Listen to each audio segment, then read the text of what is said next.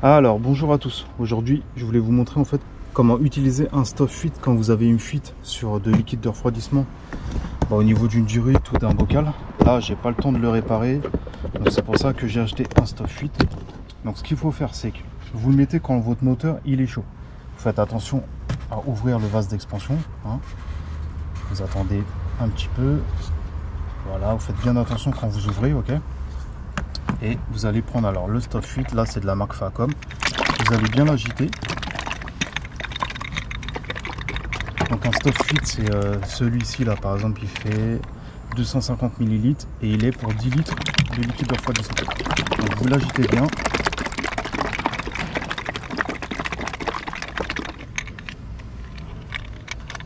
Là on va verser tout le contenu. Voilà, donc vous voyez que c'est un peu épais quand même.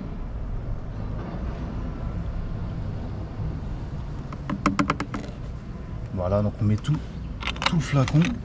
Vous regardez un peu le niveau. Donc là, on voit qu'il est là. Je vais rajouter un tout petit peu de liquide.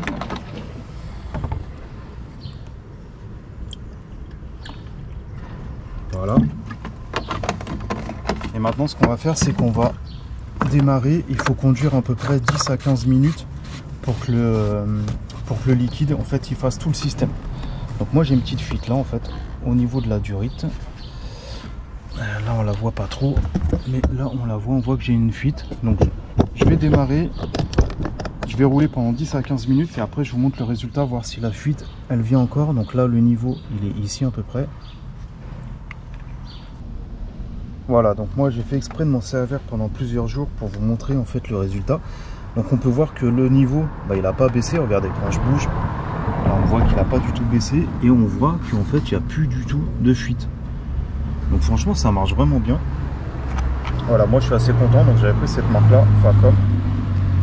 Donc moi je trouve qu'en attendant de changer la durite ou le bocal ou etc, là franchement j'ai plus du tout de fuite, donc je suis assez content du résultat.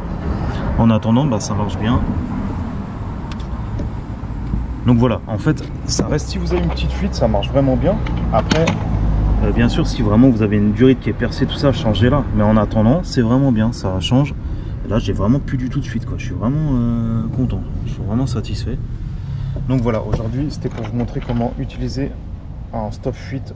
Celui-là, c'était de la marque Facom pour une durite ou si vous avez une petite fuite de liquide de refroidissement. Voilà, si vous avez des questions, n'hésitez pas. Et je vous dis à la prochaine pour une autre vidéo. Ciao!